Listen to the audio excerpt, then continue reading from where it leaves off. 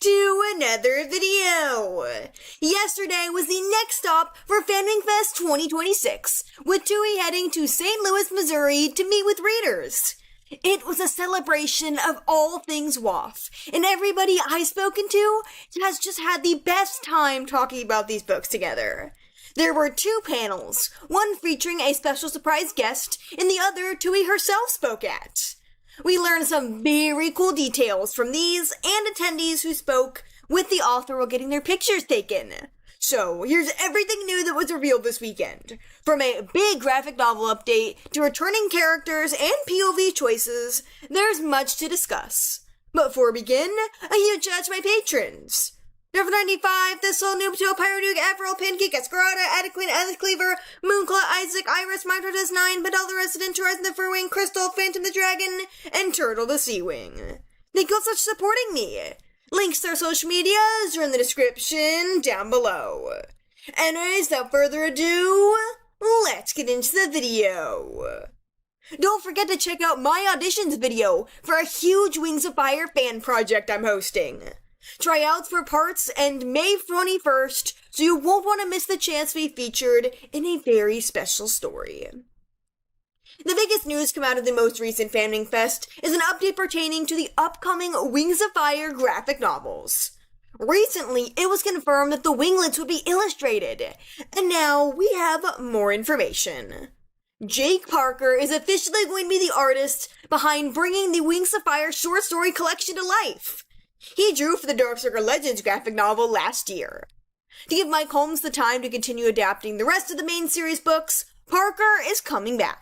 He's confirmed to illustrate all 5 of the Winglets, which will be put together into a graphic novel collection to buy together. Prisoners, Assassin, Deserter, Runaway, and Hero are all being worked on right now, and we currently don't have an estimated time of release. However, attendees were given an exclusive preview of the Winglet graphic novels when Jake Parker showed off some line art he's been working on. I won't share these due to there being a rule on no photography, but images were shown of an IceWing royalty stained glass wall, Fierce Teeth and Strong Wings going through the tunnels to the rainforest, Fierce Teeth imagining the possibilities if she were in the prophecy rather than Starflight, art of the 3 Sandwing sisters when they were younger, and parts of the Sandwing strongholds. Man, I am so ready to revisit these Winglets again in a whole new way.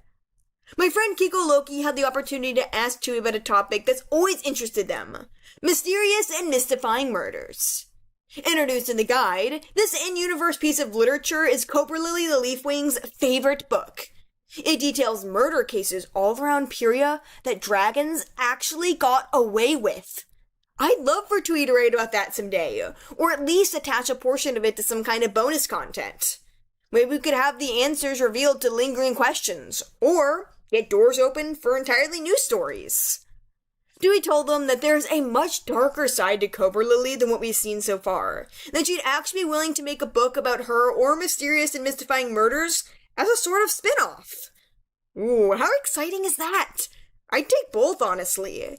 And that darker side of Cobra Lily really is interesting. In case you don't recall, she was one of Sundu's best friends in the Poison Jungle. Despite never appearing judgmental or annoying, this Leafwing holds deep personal grudges that span years, and are secrets indeed. So, her having a side we haven't been exposed to that may be hiding some secrets of her own is entirely possible. Will it be important, or perhaps establish Cobra Lily for some kind of other story? One of the recent big Wings of Fire news drops was the reveal of the Book 17 protagonist, who turned out to be Kinkajou. It was certainly a dividing update, with a good majority of fans overjoyed at the POV, but a sizable chunk not very happy with the choice. And well, Tui revealed on stage at FanWing Fest that she actually chose Kinkajou because of the fan demand over the years. People wanted to see her with the book, and that appears to be the primary motivation behind the choice. Does that change anything for you about Book 17, or do you think Tui made the right call? Because it was a Wings of Fire event, of course the TV show is mentioned. I mean, readers everywhere have been dying to find out what step the team at Prime Video are on. And well, we have another small but meaningful update. Pretty similar to what we've heard before, but I'll share it nonetheless. This animated adaptation is currently further in the development process than the Netflix show ever got to be, which is good. Things are moving steadily. Despite that, it is very early in production. Though attendees said Tui claimed they're on step 8 of 50, I'm not really sure how accurate we can call that. Reports from the Netflix creators said Tui was way off when telling fans about the production timeline and process. Joe's been going back and forth between saying we're on steps 5 or 8 for over a year now, and it's not like things are stagnant. I've actually heard really good progress updates. I'd say it's ultimately best to be patient and wait for word from the studio. We have been dying to hear more about Book 17, especially with the way that previous novel ended. Tui revealed at FanWing Fest that this story will take place somewhere entirely new to us, and won't be on the Dungeon Isles. Interesting indeed.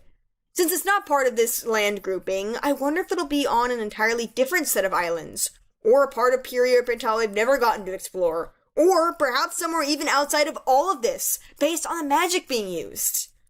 I hope that by the end of FanWing Fest 2026, that we'll know more. During the panel, we additionally learned from Tui that most of the IceWings did not believe the prophecy.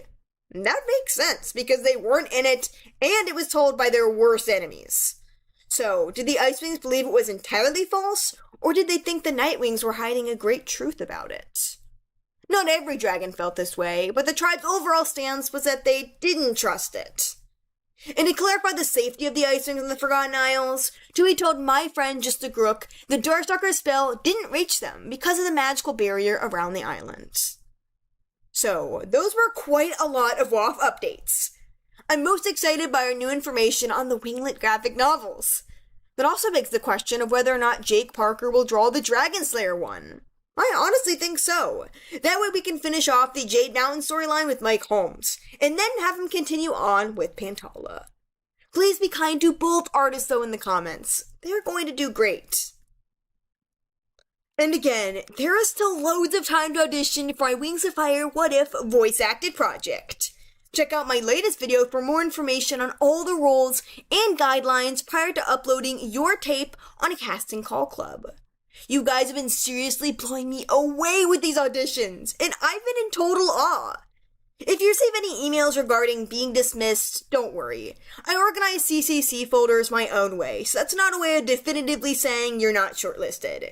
I just can't control that it notifies you. What do you think about all this news? What's the most exciting thing about all of this to you? And are you ready to learn even more at the next FanWing Fest spot? Will you even be there? Tui is heading to Oregon at the end of the month. Let me know how you're feeling down below.